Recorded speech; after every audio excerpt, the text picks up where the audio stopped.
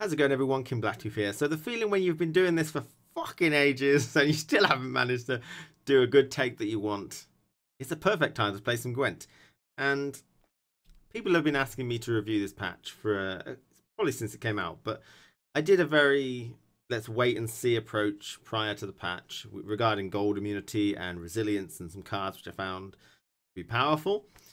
And so I did want to wait, and it's been about a week, so I think it's about time I give my opinion on the patch. Now, I'm kind of uncertain on my own feelings here and there.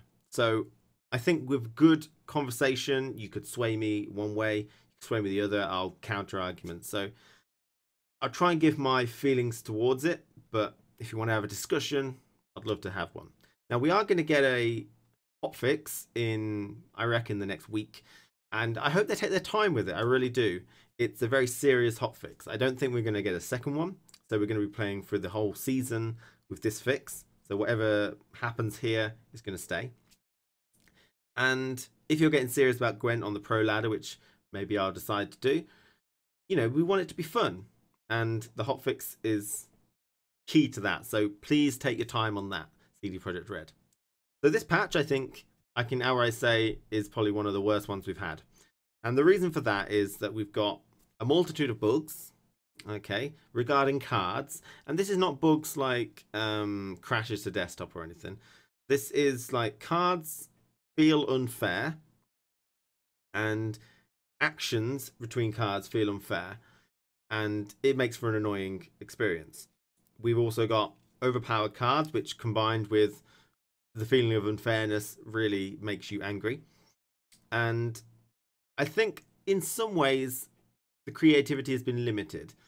Now, I want to go on record by saying that the gold immunity thing I'm happy with. I don't mind hitting golds. Now, I loved the strategy theoretically of putting away gold at the end of the game. I didn't like to do it and I didn't like to experience it.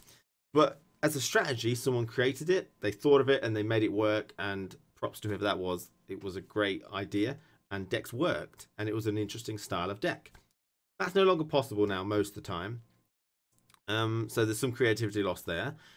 Some golds are just not worth using at the moment because they're removed too easily. But that's more of a balance issue. So hopefully that'll get fixed in the future. So yeah, I like the gold immunity the way it is at the minute, being able to wound them. I think it's fine because you can buff them as well. Now, it probably did retract from some positioning. You know, you can't defend against Skellige Storm apart from ambush cards. But the main things that cause this patch to be an issue are, so the bugs. The first one that comes to mind is Morin. So she's a very powerful card now, and this just makes it kind of worse. It turns it into unfairness and then anger. And she's an 8 strength and she can do 5 damage before a deploy ability. That's really strong. Whether that's intended, I don't know. Whether they didn't foresee it. But it can stop a lot of golds and silvers and bronzes now. So Geralt Igni, Old Spear Tip, Woodland Spirit, you know, the Fiend stops. And so you can't actually lock it. Shackles doesn't work on it because you can't do it. So there's a bug. Cyprian Wily doesn't work because he gets shot first or something like that. So that's a bug. You've got the fact that if you pass, she turns over anyway. So that's a bug. So these are all things that can get fixed with a hotfix, and hopefully will do. But the fact that they're there means they were missed. And that's what makes this kind of patch the worst one. It's fixable, definitely.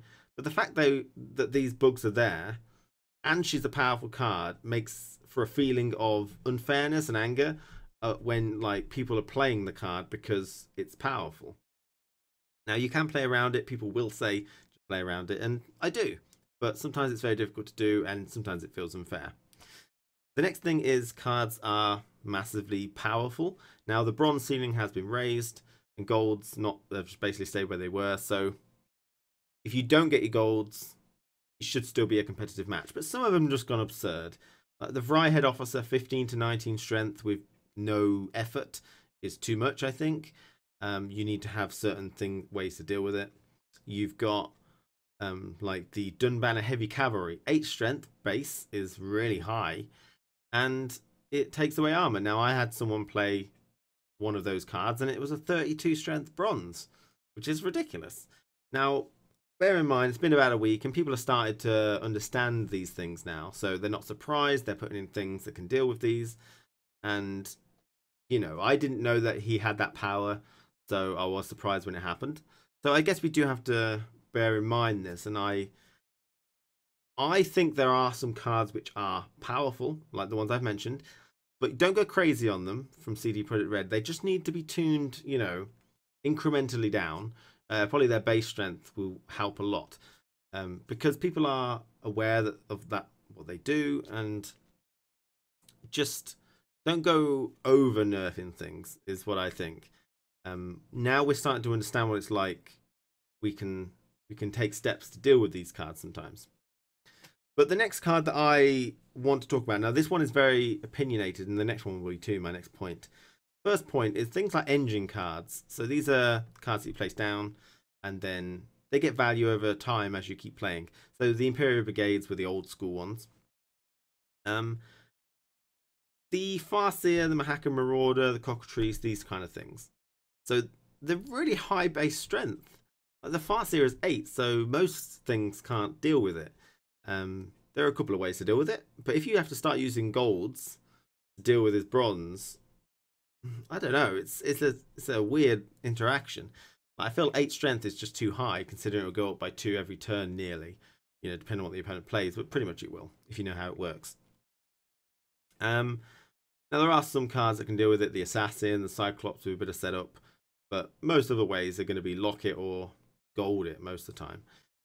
But I just feel like their base strength is too high. Now you could argue, and I could be convinced that maybe that's not the case, because the Imperial Brigade is 6, so you can remove it. But oftentimes you place it down, it starts at 8 or 10 because there's already spies on the board. So, and then it's hard to remove, and then it gets loads of value. So I could be convinced, but I really have a knee-jerk reaction that I feel like the Farseer, maybe the Mahaka Marauders, are too strong to start with. The Great Sword is a great example of its 7 strength. So it can be Alzord, it commonly is, or it can be locked, or, you know, removed before it gets going. But then you might be able to take the argument that Skellige can res, but Scoia'tael can't, so they need a bit of extra protection in the form of 1 base strength more. And so the next thing that I'm going to say is another opinionated thing from me as well, and it's Marigold's Hailstorm.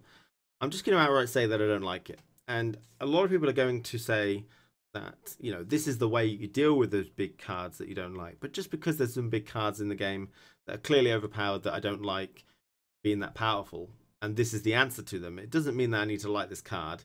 If they get balanced, I don't like the idea that Marigold's Hailstorm can half everything on a row.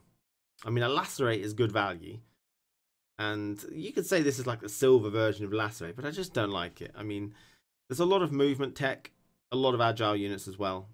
Monsters seem unfortunate, and they've got a lot of row-locked units with the Crones and the Cyclops locked to Siege, and they're quite powerful. You've got Ghouls and Katakan and Fiend all locked to melee, and they're quite powerful as well. But I don't like Marigold's Hailstorm. I think it's too powerful.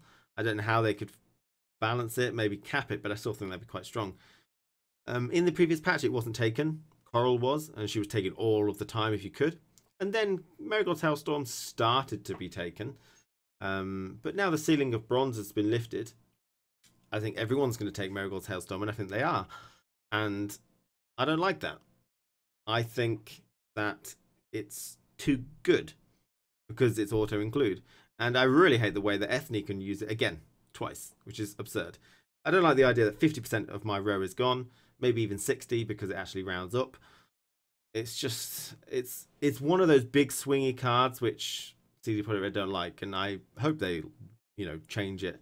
But I got the feeling they won't, because it's short notice. It's a hotfix, not anything else, but we'll see. You guys, I think that's probably the most controversial thing you'll see on this video. I don't think a lot of people will agree with me on that one. But I've gone into a very negative way of this video. You all wanted to hear my issues with the patch. I mean, I'm having a lot of fun. I like the Relict archetype. I like the Nilfgaard Soldier Officer archetype. That's really cool. These Dwarves things, although I think those Agitators are a bit strong, it's definitely an interesting archetype, you know. And so I think there's plenty in this patch that is good, you know. Some of these golds, some of these bronzes are really interesting and fun to play. I like playing the Cyclops. I really like it. And, you know, so it's just these bugs, these overbalanced cards. I hope they don't go too crazy on that.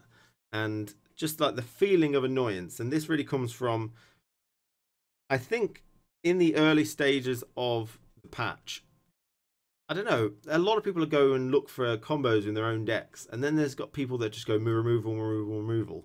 And, you know, you get Alzor, Sage, Alzor, then you get like Assassin, K-Lack Assassin, and it feels really bad, like really stifles your creativity. And I think that's kind of drifted off a bit, but it does feel like there's more removal in the game than there used to be, and people are taking a decent chunk of it now, and because you have to for some of these cards because they can ramp up quite a bit. But overall I'm excited about it. There are some issues, but I think with some small hotfixes, you know, small changes, I think I could really enjoy this one. I think I could get pretty serious if I could find some decks that I like. I think it'd be quite fun. So thanks for watching. Let me know what you think about all the points I've made. I think a lot of people probably agree with me a lot of the points, Marigold being maybe one that people don't agree with me with. But I think it'd be fairer if that didn't really do what it did. And, you know, if we just played a normal game and you didn't try and half my entire row afterwards, then, you know. Thanks for watching, everyone. Take care. I'll see you again very soon.